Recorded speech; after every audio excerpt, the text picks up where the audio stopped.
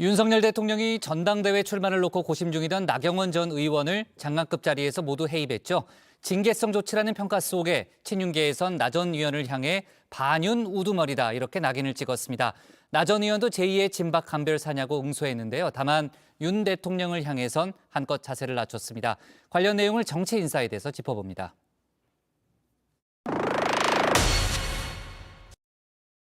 대통령은 오늘 나경원 전 의원을 저출산 고령화 사회 부위원장과 기후환경 대사직에서 해임했습니다. 사표 수리도 해촉도 아닌 해임.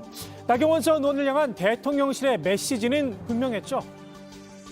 대통령실의 불쾌감의 표시인 것 같아요. 중요한 자리를 맡겼더니 본인이 대표로 나가기 위해서 그런 정책, 그 위원회의 정책을 내세워서 본인의 선거운동하는 거 아니냐. 해임이라는 건 징계잖아요. 네, 거의 뭐 잘못을 했거나 네. 오히려 이러다가 무슨 뭐 감사도 하고 수사도 하고 뭐 세무조사도 하나 이런 생각도 들어요. 전당대회 출마를 고심 중인 나 전 의원에게 윤심은 없다. 딱 잘랐다는 겁니다. 나 전 의원도 어느 정도 예상을 했던 걸까요? 대통령실의 싸늘한 반응을 뒤로 한 채 사찰을 찾아 마음의 평온을 찾았습니다. 무쇠 불처럼 고고하게 가라앉듯이 그런 진리를 새겨서 그렇게 하셔야죠. 그래서 시간적 여유를 좀 가지고자 천천히 좀. 무소의 뿔처럼 고고하게 가라. 불교 경전 원문에 무소의 뿔처럼 혼자서 가라라고 표현되어 있죠. 친윤계에선 무소의 뿔보다 이 혼자서에 꽂혔나 봅니다. 배현진 의원, 나 홀로 집에 어쩌다 이 지경이란 글을 올렸습니다. 당내에서 고립무원의 처지가 됐다 꼬집은 듯 싶은데요. 영화의 결말은 알고 올린 거겠죠. 나 전 의원, 그래도 4선 의원 출신의 원내대표까지 지낸 중진 정치인입니다. 격을 좀 올려줘야 한다고 생각한 걸까요? 윤핵관 중에 핵관, 장제원 의원인 우두머리라는 호칭을 달아주었습니다. 반윤이라는 말머리를 달아서 말입니다.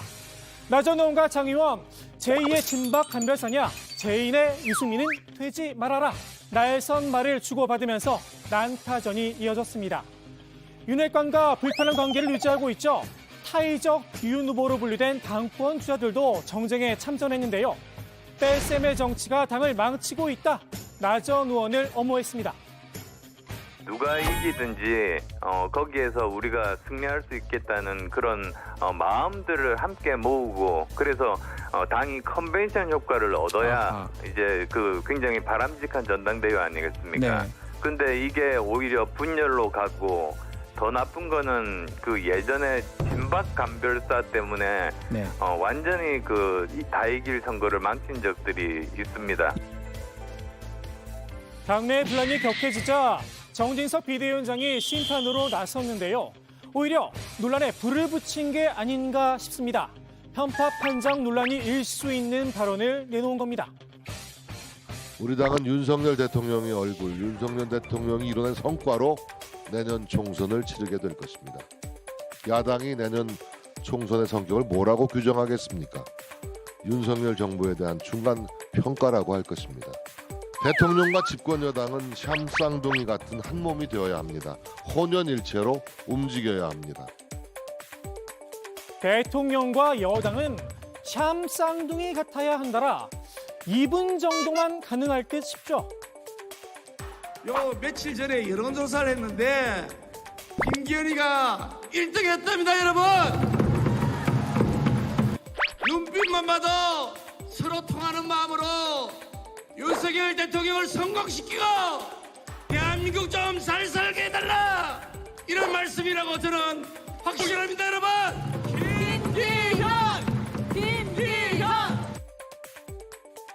한 다리를 건넌 연대 보증인이나 신윤핵관으론 명함도 내밀기 어려워 보입니다. 더욱이 차기 총선을 본인의 얼굴로 치르겠다는 야무진 꿈도 꿨으니 말입니다. 총선은 누구랑 비교하느냐? 결국은 당 대표끼리 비교합니다. 그래서 이 당 대표 두 사람 중에서 누가 더 변화를 상징하는 사람인가? 특히 수도권이 더 심합니다. 저 같은 경우는 공천을 받았습니까? 공천을 못 받고 무소속 나가는데 싸워서 오지 않습니까? 그럼 처절한 수도권 선거, 민심 이런 거에 대해서 누가 가장 잘 아냐? 안 그렇습니까?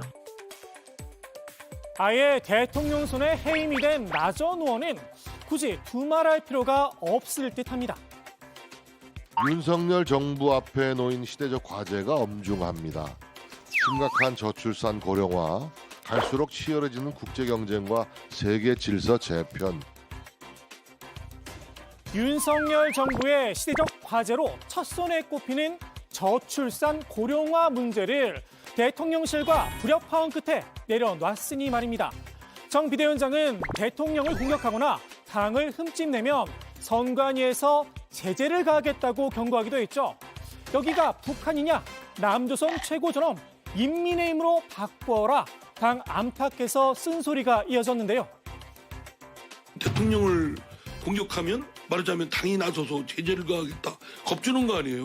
어디 골목길에 어둑어둑한 골목길에 덩치 큰 분이 인상 팍 쓰고 있는 것 같은 그 공포감을 갖게 하는데 그거 안 좋은 습관입니다.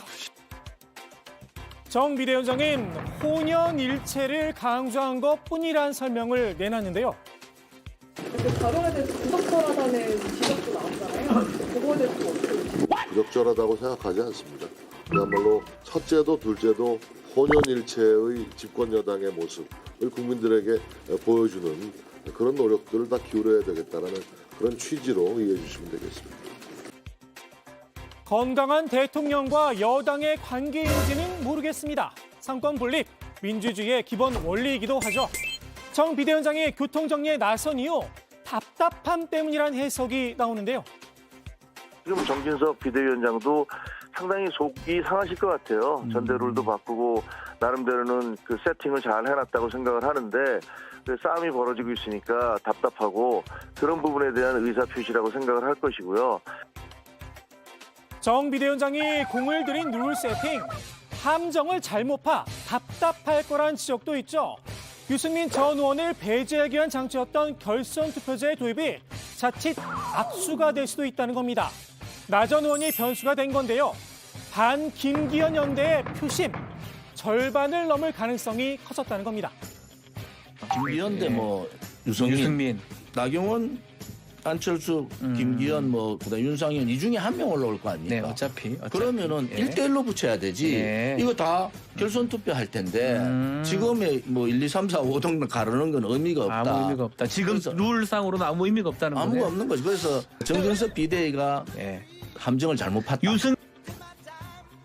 그래서일까요? 안철수 의원, 나 전 의원의 출마를 바라고 있는 상황이죠. 네, 아무래도 그 경쟁자들이 막상막하의 경쟁자들이 많아지면 그만큼 전당대회가 흥행이 될 것이니까 나오면 좋겠다고 말씀드린 거고요. 그러니까 이건 전혀 제 그 개인적인 이해 타산하고 상관없는 겁니다. 예. 개인적인 이해 타산과 상관없지는 않아 보입니다. 출마하면 또 수도권 바람은 불죠. 예, 그런 어떤 연대다 뭐다 이런 어떤 그런 정적인 용어를 우리가 들먹일 필요도 없이 수도권 후보가 되니까 수도권이 그런 어떤 중요한 거 아니냐라고 하는 자연스러운 그런 그 수도권 바람 그런 효과는 있지 그러면 않을까. 지금 수도권 대 영남은 물론 반윤핵관 대 윤핵관의 전선을 확실히 그을 수 있다는 건데요. 친윤계가 나 전 의원의 불출마를 강하게 압박하는 이유기도 합니다.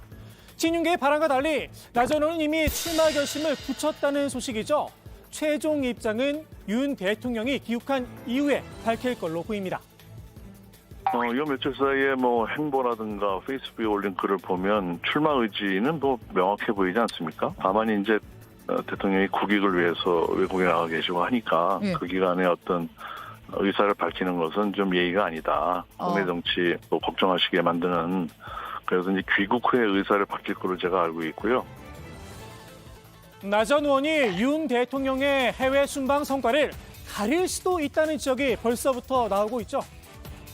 대통령이 지금 해외 순방에 나가서 하고 있는 좋은 성과들이 있는데 그게 국내 정치 뉴스에 좀 가릴 수 있거든요. 이번에 핵심은 아니, 설 밥상에 내가 UAE 가서 뭐 이런 선물을 많이 가져왔습니다 해야 되는데 이게 나경원이 계속 뭐 구인사 다니고 뭐 성당 갔다가 왔다 갔다 하고 그러면은 아이 선을 꺼야 되겠다. 그런데 그 정도까지 하셔라. 더 나가시면 안 됩니다. 나전 의원도 이를 의식한 듯 이런 글을 올렸습니다. 윤 대통령의 UAE 외교 성과 가슴이 벅차 오른다라는 겁니다. 윤핵관들에게 반윤이라고 낙인 찍힌 상황에서 나는 누가 뭐라고 해도 친윤이다 메시지를 낸 듯 싶습니다. 한편으론 윤 대통령과 윤핵관을 분리해 공세에도 나섰는데요. 나전 의원 측은 윤핵관을 진윤이라고 칭하면서 대통령의 뜻을 곡해하고 있다 공세를 폈습니다. 그러니까 나경원 전 대표가 이제 계속 독보적으로 여론조사 1위를 차지하고 김기현 의원은 뜨지가 않고 하니까 굉장히 불안하게 생각을 하고 있어서 이제 뭐 여러 그 진윤 의원들이 이제 나서서 나 의원을 공격하고 있는데 그 부작용이 오히려 더 크다. 네, 거부감이 상당히 커지고 있는 대통령의 뜻을 곡해하고 있다. 이렇게 보는 당원들이 많은 것 같습니다. 특히 장제원 의원을 타깃으로 삼았는데요. 장제원 의원은 좀 말 조심을 좀 해야죠. 나경원 전 대표가 한참 선배 아닙니까? 그리고 대통령의 신임을 받는다는 분이 이렇게 전면에 나서서 경선전을 진두지휘하는 거는 좀 처음 봤어요. 굉장히 그거는 바람직하지 않습니다. 이 당대표 선거전에서 절대로 대통령을 끌어들이면 안 됩니다. 윤 대통령과 달리 장원에 대한 당원들의 평가는 그리 좋지 못하다고 판단한 듯 싶습니다. 김기현 후보의 모습은 보이지가 않아요. 장제원 의원이 굉장히 앞장서가지고 이제 이렇게 싸우고 있단 말이에요.